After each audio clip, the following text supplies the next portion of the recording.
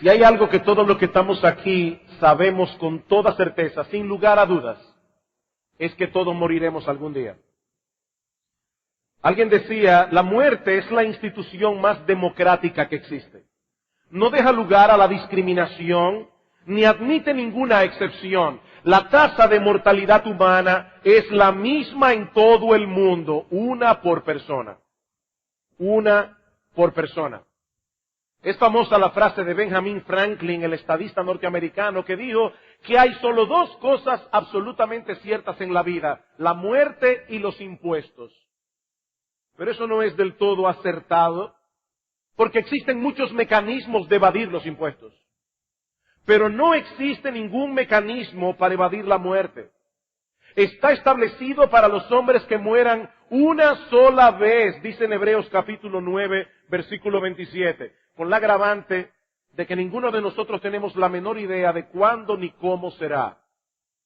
Hace casi 400 años, el predicador puritano Thomas Brooks señaló que llevamos en nuestros cuerpos la materia de 1 millar de muertes y podríamos morir de 1 millar de maneras distintas cada hora que pasa. El mismo número de sentidos, de miembros y aún de poros que hay en el cuerpo es el número de ventanas que hay por las que puede penetrar la muerte. Y a pesar de los extraordinarios avances que ha tenido la ciencia médica desde entonces, en el día de hoy, estas palabras son tan esencialmente ciertas como lo fue en la época de los puritanos. Cada segundo mueren 3 personas, 180 cada minuto, casi 1,100 cada hora, alrededor de 260,000 cada día, unas 95 millones cada año, sin discriminación de sexo, de raza, edad o posición social. Esta es una cita que nadie ha pedido, pero es una cita que nadie puede cancelar. Como dice el autor de Eclesiastés, no hay hombre que tenga potestad sobre el día de la muerte. Tan pronto una persona nace, inicia un proceso que terminará en la tumba, tarde o temprano. Podemos tratar de evadir el tema, pero no podremos evadir el hecho. El cineasta norteamericano Woody Allen dijo en cierta ocasión, no es que yo le tenga miedo a la muerte, sencillamente no quiero estar ahí cuando suceda. Pero lo cierto es que el día que le toque morir, él estará ahí. Él estará ahí y tendrá que enfrentarse con ese enemigo cara a cara, sabiendo de antemano que no podrá vencerlo de ningún modo, y eso no tiene nada de gracioso. En un tono más realista, la periodista y novelista inglesa Margarita Lasky, una mujer que profesaba ser atea, cuando le preguntaron en un programa de la BBC cuáles eran las cuestiones más importantes a las que debía enfrentarse todo ser humano, ella respondió que estamos solos, que somos culpables y que vamos a morir. Que estamos solos, que somos culpables y que vamos a morir. Parece una perspectiva muy sombría de la vida, pero es una realidad a la que toda persona sensata tendrá que enfrentarse alguna vez. ¿Es la muerte el punto final de la existencia humana? ¿O se trata más bien de un cambio de ruta de lo temporal a lo eterno? Todos nosotros sabemos que el cuerpo se corrompe en la tumba cuando cesa la vida. Pero ¿qué sucede con esa parte espiritual donde radica lo que somos como persona? Eso que la Biblia le llama el alma humana. Este es un asunto en el que no podemos correr el riesgo de equivocarnos, porque una vez traspasemos el umbral de la temporalidad, ya no podremos hacer ninguna rectificación. Pero Dios no nos ha dejado en tinieblas con respecto a un asunto tan trascendental. Él se ha revelado al hombre a través de un libro que narra con toda precisión histórica el pasado, pero que al mismo tiempo ha profetizado acerca del futuro. Muchas de estas profecías se han cumplido ya con una precisión asombrosa y podemos estar completamente seguros de que las profecías que faltan se han de cumplir también con la misma precisión. Y muchas de ellas hacen referencia al destino de los hombres después de la muerte incluyendo el destino de aquellos que mueren en sus pecados. Sí, yo sé que este no es un tema que predicamos con agrado, eso lo hemos dicho ya, pero no estamos siendo insensibles al exponerlo. Más bien es una crueldad dejar de advertir a los hombres del horrible destino que les espera si mueren enemistados con Dios, sobre todo tomando en consideración que todavía tienen la oportunidad de cambiar de ruta. No ha habido nadie, ni lo habrá, en toda la historia que haya sido más sensible y tierno que nuestro Señor Jesucristo. Sin embargo, en la Biblia nadie habló más que Él acerca del infierno, ni en un lenguaje más gráfico. Y lo que vamos a hacer en esta mañana es tomar las Escrituras para ver cuál será la condición de aquellos que mueran en sus pecados y sean arrojados al infierno. Y lo primero que la Biblia enseña al respecto es que tales personas permanecerán separados de Dios por los siglos de los siglos. Así como la Biblia describe el cielo como un lugar en el que los creyentes disfrutarán eternamente de la presencia de Dios, así también describe el infierno como una eterna separación de esa bendita presencia. En Mateo capítulo 25, versículo 41, Cristo dice a los impíos: apartaos de mí, malditos, al fuego eterno preparado para el diablo y sus ángeles. Todos aquellos que desearon de corazón mantener a Dios lo más alejado posible de sus vidas, al final recibirán para su propio mal lo que tanto anhelaron en esta vida. Pablo dice en 2 Tesalonicenses 1:9 que sufrirán pena de eterna perdición, excluidos de la presencia de Dios y de la gloria de su poder. Es por eso que la Biblia se refiere al infierno como un lugar de oscuridad. El infierno es un lugar de oscuridad porque Dios es luz. Y donde Dios no está, lo único que podemos esperar es tinieblas. En varias ocasiones Cristo se refirió al infierno llamándole las tinieblas de afuera. Y hablando de aquellos que han decidido abandonarse a sus impulsos pecaminosos, Pedro dice que les está reservada la más densa oscuridad para siempre. A muchas personas no les causa ningún terror escuchar que el infierno es un lugar donde los hombres estarán eternamente separados de Dios. Y hasta es posible que algunos lo vean como un alivio. A mí no me interesa Dios. Yo no quiero tener ninguna cercanía con Él. Saber que lo voy a tener eternamente separado de mí, para mí es un alivio. Pero eso es porque no entienden que nadie vive en este mundo fuera de esa bendita influencia, que es lo único que hace vivible la vida del hombre en este mundo caído. En su discurso a los atenienses, Pablo les dice que Dios es quien da a todos vida y aliento y todas las cosas. Y más adelante, citando a un poeta ateniense, Pablo les dice que en Él nos movemos, vivimos y somos. ¿Saben qué significa eso? Que nadie puede permanecer vivo un solo segundo si no fuera por la obra preservadora de Dios, así como nadie podría experimentar ningún deleite en su vida a no ser por esa misma influencia.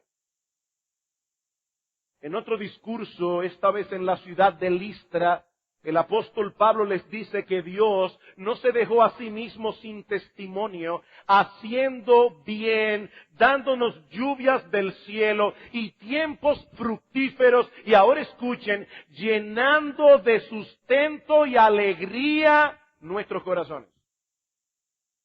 Y no olviden que Pablo está hablando aquí a una sociedad pagana, a una sociedad profundamente idolátrica. Y Pablo les dice que Dios llena sus corazones de alegría y de sustentos.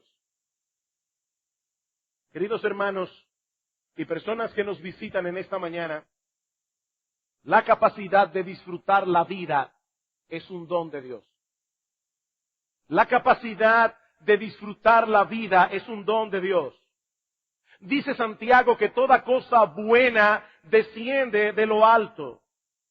El hecho de amar y ser amado es un don de Dios. El hecho de poder contar con buenos amigos es un don de Dios. El disfrute estético de un atardecer o de una obra de arte es un don de Dios. A veces voy en mi carro escuchando música, sobre todo la música de Johann Sebastian Bach, un hombre que compuso para la gloria de Dios. Y digo, Señor, gracias. Gracias por darme el privilegio de poder disfrutar esta música. Eso es un don de Dios. El placer de comer lo que nos gusta. La risa es un don de Dios. El hecho de poder descansar y renovar nuestras fuerzas es un don de Dios. La capacidad que tenemos para llevar a cabo un proyecto que soñamos, de ver ese proyecto terminado, la satisfacción de haberlo hecho bien, es un don de Dios. Yo creo que aún los creyentes seríamos más agradecidos si tomáramos eso en cuenta.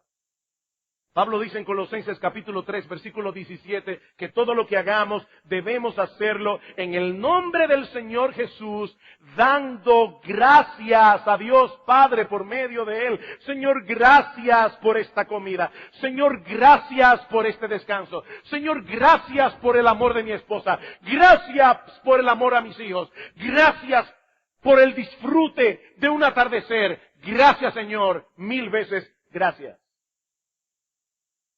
Pero en el infierno, nada de eso podrá ser disfrutado nunca más. Nunca más. Estar eternamente separado de Dios es perder para siempre la posibilidad de todo deleite, es perder para siempre la posibilidad de todo descanso, es perder para siempre la posibilidad de toda comunión placentera. El infierno es un lugar de ruina total y absoluta. Tu personalidad se deteriorará completamente en el infierno. Todos aquellos rasgos de carácter que son pecaminosos y que no se desarrollan plenamente por el freno de la gracia común de Dios, terminarán contaminándote por completo, haciendo de tu vida algo verdaderamente miserable. Como alguien ha dicho, tus pasiones bajas aumentarán sin freno. Todo lo que hace honorable de la vida humana será quitado de ti. La existencia más miserable en este mundo es un paraíso comparado con el infierno. Por eso es que la Biblia se refiere al infierno como un lugar de eterna perdición. Eterna perdición. Yo no sé cuántos de ustedes han reparado alguna vez en las implicaciones de esa palabra. La Biblia habla de los pecadores como personas que están perdidas. Ese es el mensaje central de las 3 parábolas del Señor que nosotros encontramos en el capítulo 15 del Evangelio de Lucas. Allí se habla de una oveja perdida, de una moneda perdida, de un hijo perdido. Cuando una cosa está perdida, ya no tiene utilidad para su dueño. Una llave perdida no puede abrir la puerta de mi casa. Una llave perdida no puede encender mi automóvil. La llave sigue teniendo la capacidad de ser útil. Una vez la encuentre, yo puedo volver a usarla como antes, pero mientras esté perdida, ya no me sirve para nada. Pues de la misma manera, el hombre fue creado para glorificar a Dios y gozar de Él por siempre. Pero como está perdido, Él no puede funcionar para lo que fue creado. En ese sentido, el hombre está arruinado. El hombre se ha vuelto inútil. En ese sentido. Esa es la descripción que Pablo nos da en Romanos capítulo 3. Como está escrito, no hay justo ni aún uno, no hay quien entienda, no hay quien busque a Dios. Todos se desviaron, a una se hicieron inútiles. No hay quien haga lo bueno, no hay ni siquiera uno. Espiritualmente hablando, el hombre está arruinado por causa de su pecado. Arruinado. ¿Sabes cuál es la buena noticia?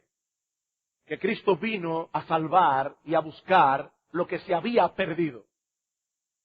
Cristo vino a buscar y a salvar lo que se había perdido. Esa es la enseñanza de Lucas 15. En esta vida todavía hay oportunidad de ser encontrado y reparado. Todavía hay oportunidad de restauración. Pero en el infierno esa oportunidad habrá pasado para siempre. Es por eso que Cristo se refiere al infierno como el Gehenna. ¿Qué era el Gehenna? El vertedero público de Jerusalén, donde iba a parar toda la basura. Mis hermanos y amigos, ¿cuáles son las cosas que van a parar al vertedero? Todo aquello que su dueño desecha para siempre, aquello que ha perdido ya toda utilidad. Por eso Dallas Willard le llama al infierno el basurero cósmico del universo. El basurero cósmico del universo. Todo lo que va a parar allí ya está completamente arruinado. Eso es el infierno. Un lugar de ruina total y absoluta. Por eso el poeta inglés John Donne decía: cuando todo esté acabado, el infierno de los infiernos, el tormento de los tormentos, es la eterna ausencia de Dios y la imposibilidad eterna de volver a su presencia. Ahora debo aclarar en este punto que cuando hablamos aquí de la separación de Dios, no estamos hablando de distancia, estamos hablando de relación. Porque nadie se va a librar de Dios, ni siquiera en el infierno. No estamos hablando de distancia, estamos hablando de relación. Yo puedo salir de viaje y mantenerme unido en una relación cercana con mi esposa, al mismo tiempo que dos esposos pueden estar bajo el mismo techo y estar completamente distanciados. Nuestro Dios es omnipresente. Y por lo tanto los habitantes del infierno experimentarán en toda su plenitud la ira y la justicia de su presencia. Como decíamos en un sermón anterior, sí, ciertamente el Dios de la Biblia es un Dios de amor. Pero también dice la Biblia que nuestro Dios es un Dios de toda justicia. Por eso dice en Hebreos capítulo 10, versículo 31, que es horrenda cosa caer en las manos de un Dios vivo. Y más adelante añade que nuestro Dios es fuego consumidor. Sí, Dios es amor. Pero precisamente porque Él es amor y es justicia, Dios está irado contra el pecado.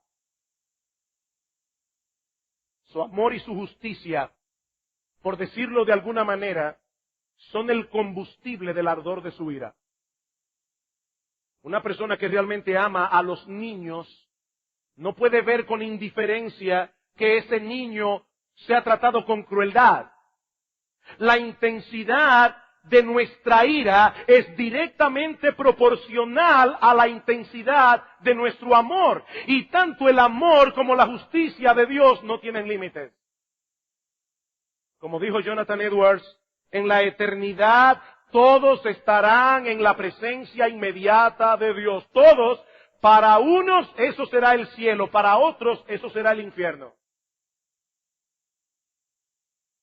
Pero la Biblia no solo describe el infierno como un lugar donde estaremos eternamente separados de Dios y por lo tanto un lugar en el que no podremos experimentar ningún deleite, sino que la Biblia también habla del infierno, en segundo lugar, como un sitio en el que se padece un dolor agonizante.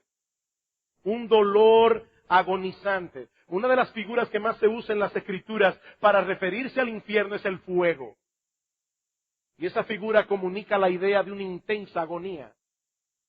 Cuando Juan el Bautista introduce la persona del Mesías, concluye su mensaje con esta advertencia: y ya también el hacha está puesta a la raíz de los árboles. Por tanto, todo árbol que no da buen fruto es cortado y echado en el fuego. Yo a la verdad os bautizo en agua para arrepentimiento, pero el que viene tras mí, cuyo calzado yo no soy digno de llevar, es más poderoso que yo. Él os bautizará en Espíritu Santo y fuego. Y no está hablando allí de una bendición. No, la bendición es ser bautizado en el Espíritu Santo cuando creemos en Cristo. Pero el que no es bautizado en el Espíritu Santo, dice Juan, será bautizado en fuego. Sigue diciendo él, su aventador está en su mano, limpiará su era, recogerá su trigo en el granero y quemará la paja en fuego que nunca se apagará. Y Cristo usa esta misma figura en alguna de sus parábolas como la del trigo y la cizaña. Dice en Mateo capítulo 13, versículo 40, de manera que como se arranca la cizaña y se quema en el fuego, así será el fin de este siglo. Enviará el Hijo del Hombre a sus ángeles y recogerán de su reino a todos los que sirven de tropiezo y a los que hacen iniquidad y los echarán en el horno de fuego. Allí será el lloro y el crujir de dientes. Algunas personas preguntan si el fuego del infierno es simbólico o literal. Tratando con este asunto, John Blanchard dice lo siguiente. Supongamos por un momento que es simbólico. Supongamos que es simbólico. ¿Rebajaría eso el carácter traumático del infierno? En el contexto general de la comunicación, dice él, aquello que se representa mediante un símbolo siempre es mayor que el propio símbolo. En otras palabras, una metáfora nunca sobrepasa la realidad objetiva que intenta comunicar. Esta noche nosotros estaremos aquí celebrando la Cena del Señor y usaremos elementos simbólicos, el pan y el fruto de la vid, para hacer memoria del cuerpo partido en la cruz del Calvario, para hacer memoria de su sangre derramada. Pero la realidad que ese pan y ese fruto de la vid representan es 1000 veces más sublime. Pues de la misma manera, los símbolos que la Biblia usa para referirse al infierno apuntan hacia una realidad objetiva mucho peor. El infierno es un lugar en el que los hombres experimentarán una intensa agonía. El rico de la parábola en Lucas aparece en el Hades diciendo, estoy atormentado en esta llama. Es por eso que Cristo advierte, si tu mano o tu pie te es ocasión de caer, córtalo y échalo de ti. Mejor te es entrar en la vida cojo o manco, que teniendo 2 manos o 2 pies, ser echado en el infierno de fuego. Si tu ojo te es ocasión de caer, sácalo y échalo de ti. Mejor te es entrar con un solo ojo en la vida, que teniendo 2 ojos, ser echado en el infierno de fuego. ¿Está aconsejando Cristo aquí que nos cortemos literalmente la mano, los pies o nos saquemos un ojo? Por supuesto que no. Lo que Él está proponiendo es una cirugía moral radical. Una cirugía moral radical. Apártate de todo aquello que pueda enredarte de tal manera en el pecado que termines perdiéndote por completo en el infierno. Ningún placer pecaminoso vale tanto la pena como para pagar un precio tan alto. Otra de las figuras que la Biblia usa para describir los tormentos del infierno es la del gusano. El gusano. Esta figura aparece por primera vez al final del libro del profeta Isaías. Dice, y saldrán y verán los cadáveres de los hombres que se rebelaron contra mí, porque su gusano nunca morirá, ni su fuego se apagará, y serán abominables a todo hombre. 800 años más tarde, el Señor Jesucristo se apropia de esta misma figura en Marcos capítulo 9, versículo 43, y una vez más, la misma advertencia que vimos hace un momento. Si tu mano te fueres ocasión de caer, córtala. Mejor te es entrar en la vida manco que teniendo 2 manos ir al infierno, donde el gusano de ellos no muere y el fuego nunca se apaga. Ahora, ¿qué significa eso realmente? Bueno, puede ser que se trate de una figura que denota algo degradante, algo deshonroso. como ocurría con esos cadáveres de los muertos que eran dejados en batalla a la intemperie y eran comidos de gusano y luego eran quemados al fuego. Pero muchos comentaristas entienden que Cristo se está refiriendo aquí al tormento de la conciencia. El tormento de la conciencia. Tal vez es por eso que el Señor usa la expresión el gusano de ellos. No dice simplemente los gusanos, dice el gusano de ellos. Como algo que les es propio, como algo que los corroe internamente. ¿Qué es la conciencia? Bueno, la conciencia es un tribunal moral que Dios ha colocado en el alma de cada hombre y que pasa juicio sobre todas nuestras acciones. Y aunque su voz nos molesta en muchas ocasiones, en realidad es un aliado que Dios nos ha provisto para nuestro bien, como la sensibilidad que nosotros tenemos en el cuerpo. ¿Se imaginan ustedes lo que sucedería con una persona que pierde la sensibilidad hacia el fuego, por ejemplo? ¿Cómo pudiera tomar una olla hirviendo y hacerse daño porque no lo percibe? Bueno, eso mismo es la conciencia. La conciencia es la sensibilidad del alma. Y no son pocos los problemas que se ocasionan en el hombre cuando trata de una forma inadecuada con el sentimiento de culpa que produce la conciencia. Alguien decía que muchas personas llenan las consultas de los psiquiatras buscando ayuda, cuando en realidad no necesitan un psiquiatra. Lo que necesitan es arrepentimiento. No es un psiquiatra. Necesitan arrepentimiento.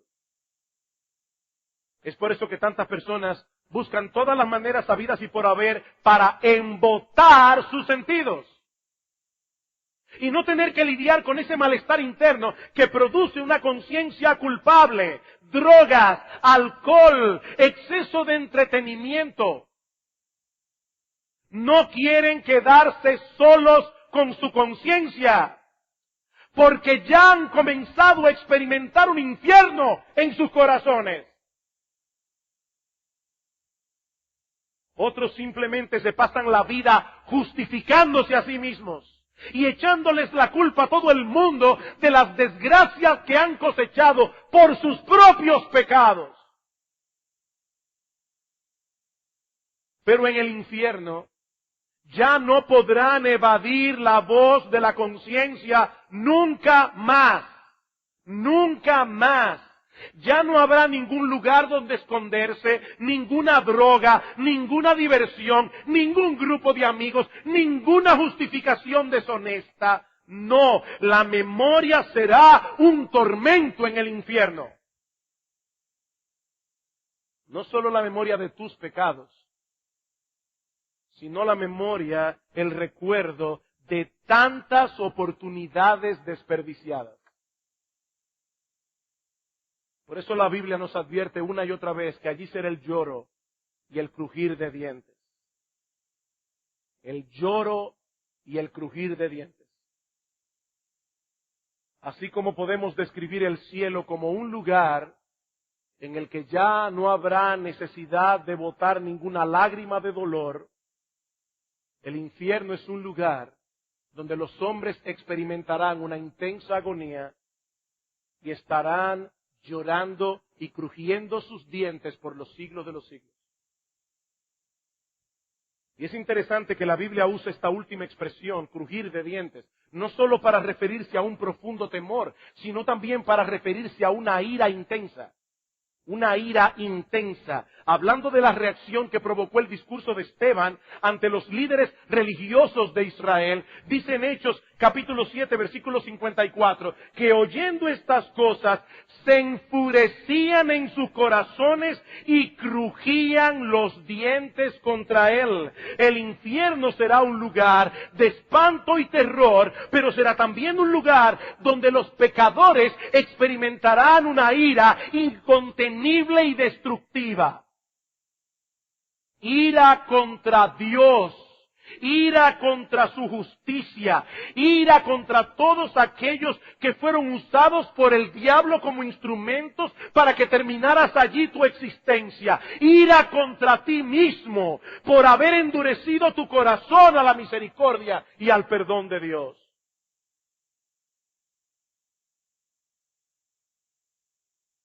Finalmente, y en una forma mucho más breve, la Biblia también enseña que los tormentos del infierno no cesarán jamás. Que los tormentos del infierno no cesarán jamás. Y yo no voy a repetir aquí otra vez todos los textos que citamos el domingo pasado para probar este punto, pero si hay algo claro en las Escrituras es que el infierno es un lugar de castigo eterno. Eterno.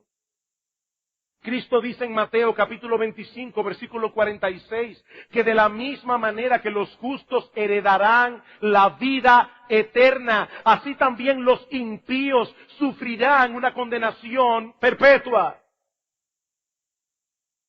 Mi amigo, ese es el asunto que hace del infierno algo tan aterrador. La perspectiva de una existencia eterna en eterna condenación.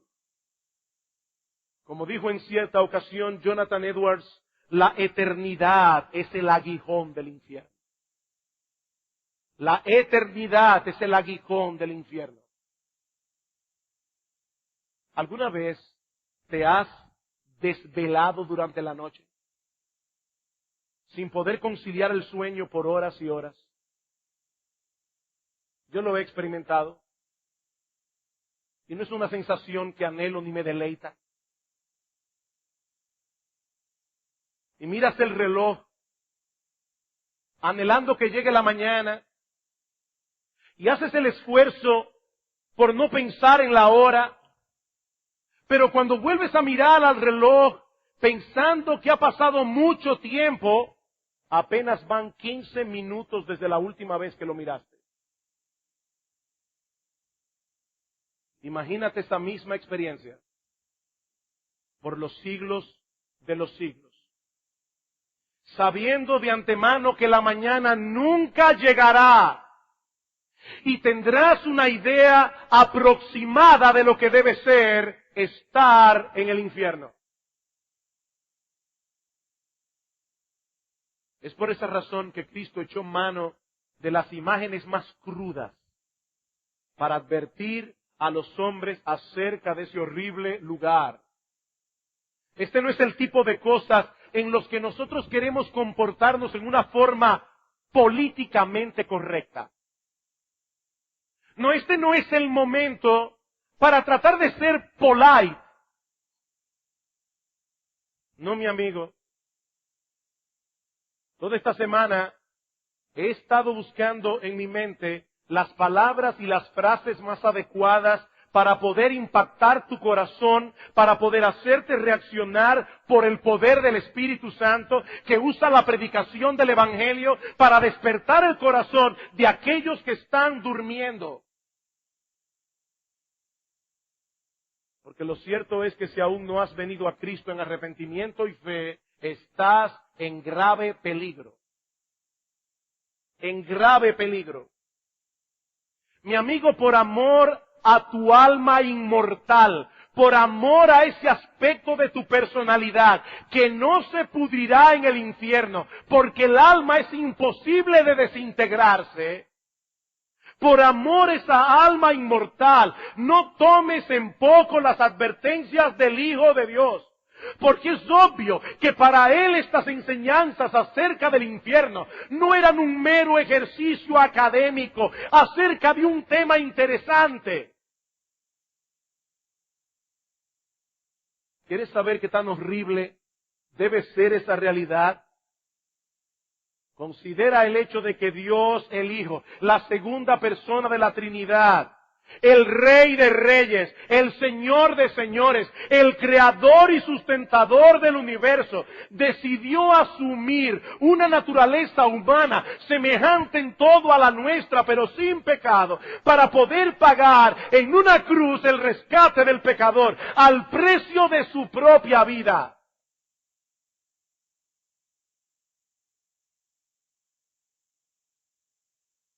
Déjame hacerte una pregunta. ¿Acaso te parece el infierno un castigo desproporcionado? ¿Tú crees que el infierno es un castigo desproporcionado? Si es así, déjame decirte algunas cosas para terminar. En primer lugar, no olvidemos lo que decíamos en el primer sermón, y es el hecho de que los que terminen en el infierno eligieron voluntariamente ese destino. Es que solamente hay dos opciones, solamente dos posibilidades. O estás con Dios o estás en su contra. Y los que terminen su existencia en el infierno escogieron separarse de Dios, alejarlo lo más posible de sus vidas, y eso es lo que a final de cuentas obtendrán.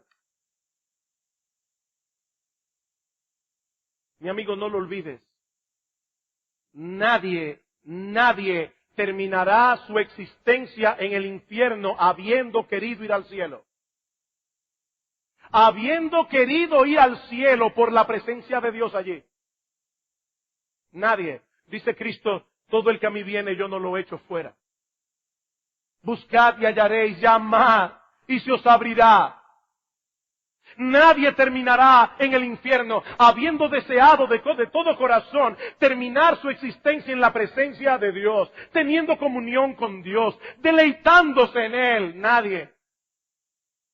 Ese será el destino que los hombres, lamentablemente algunos de los cuales pueden ser que estén aquí en esta mañana, elegirán voluntariamente y recordarán estas palabras y recordarán este sermón por los siglos de los siglos.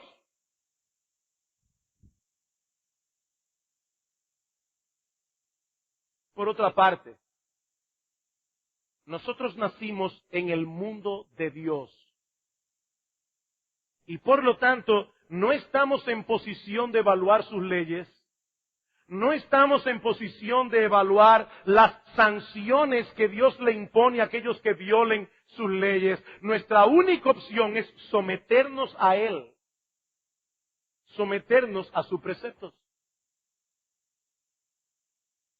Supongamos por un momento que un individuo abraza la doctrina del evolucionismo. Dios no creó, todo lo que ven nuestros ojos es un increíble accidente. Y este individuo quiere llevar sus creencias hasta las últimas consecuencias. Y de ese modo, pensando en el hecho de que el hombre no es un ser especial, porque no fue creado por Dios, simplemente es un animal que evolucionó de una manera accidental para ser lo que es hoy. En la mente de este individuo, un hombre, un ser humano, no tiene más dignidad que un perro, que un gato o una cucaracha. Y aclaro que yo no estoy diciendo que todos los evolucionistas llevan sus creencias hasta ese extremo, a pesar de que pienso que esa es la conclusión lógica de esa enseñanza. Y de hecho, muchas personas lo creen así. Pero siguiendo con la ilustración para probar mi punto, supongamos que este individuo decide practicar al blanco disparando contra personas y asesina a 10 individuos. Y la justicia humana le impone pena perpetua, cadena perpetua.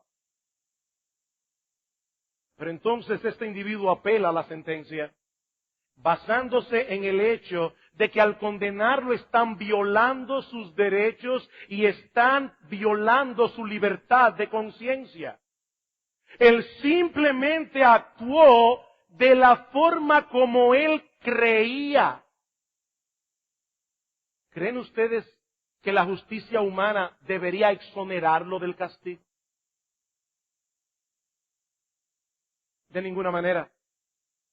Como ciudadanos de un país, debemos someternos a las leyes que lo rigen, sea que estemos de acuerdo o no. Pues de la misma manera y en un grado infinitamente mayor, todos nosotros hemos nacido en el mundo de Dios y no nos es dado cuestionar sus leyes, no nos es dado cuestionar sus castigos. La única opción que tenemos es obedecerlo.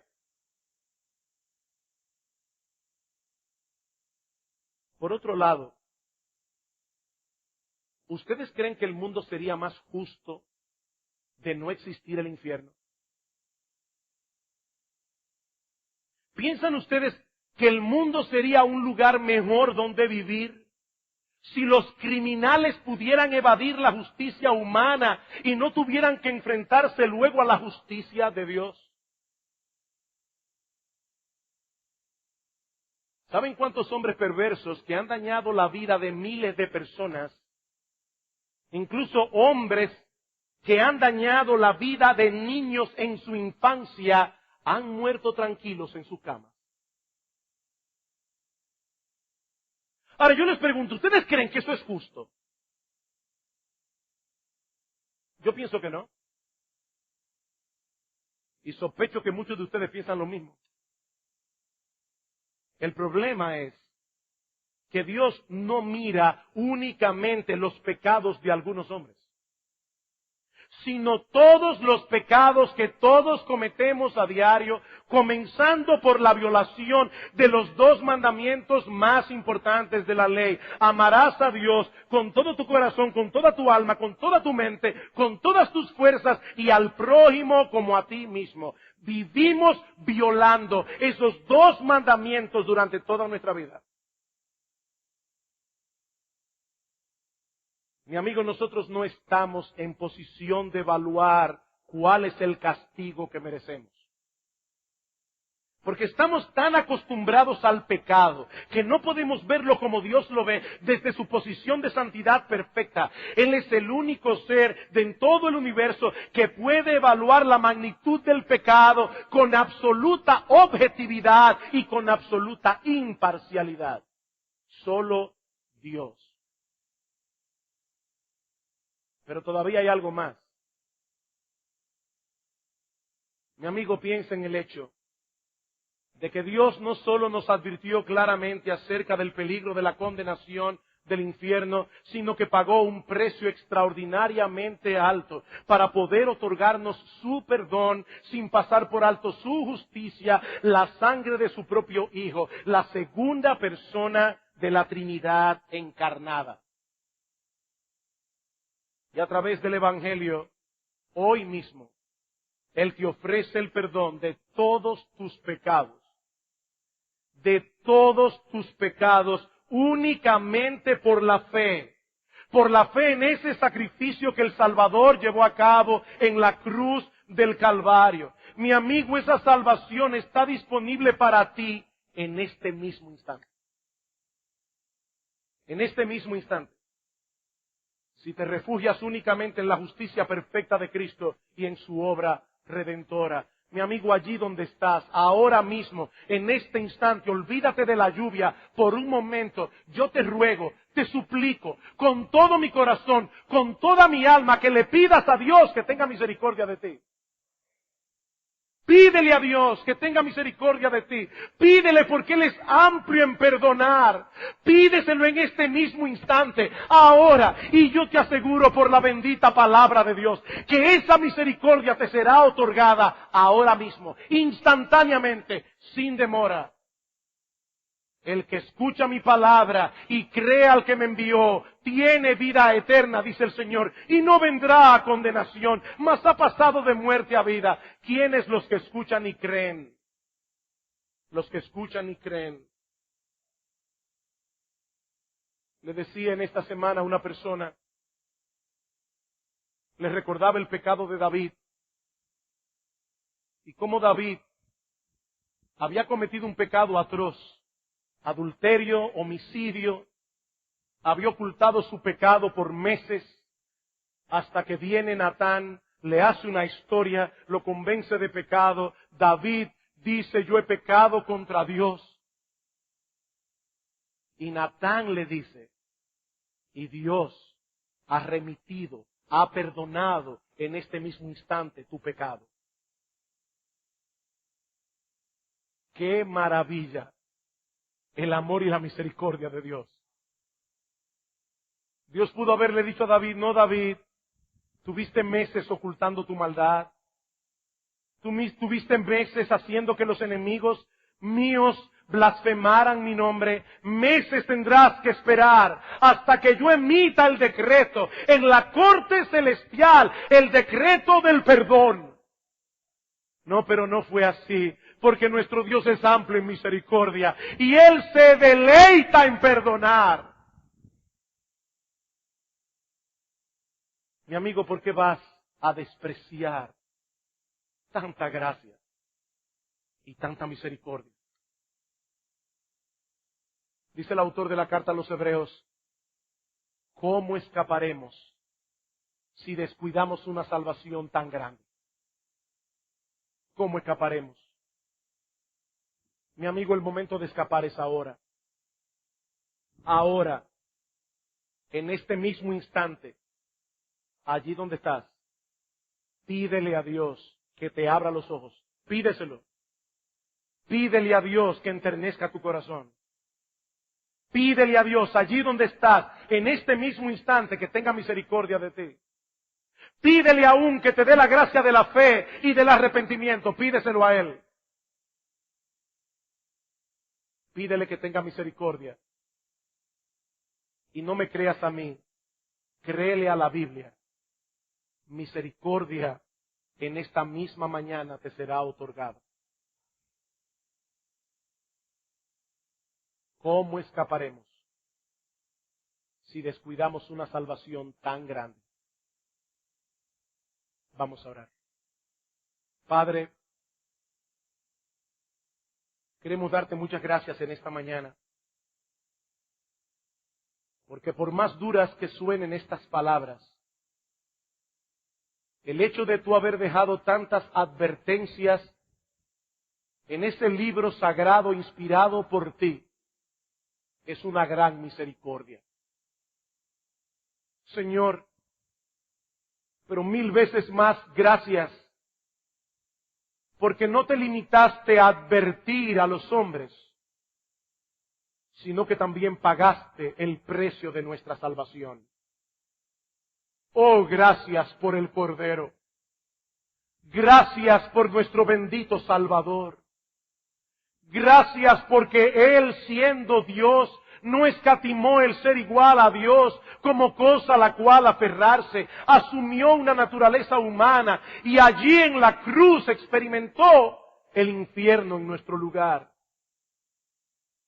Señor, ten misericordia de aquellos que están hoy aquí en este lugar bajo tu ira.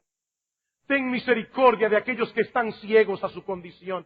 Ten misericordia de aquellos que te odian. Ten misericordia de aquellos que te rechazan. Señor, y con cuerdas de amor atráelos a la cruz del Calvario.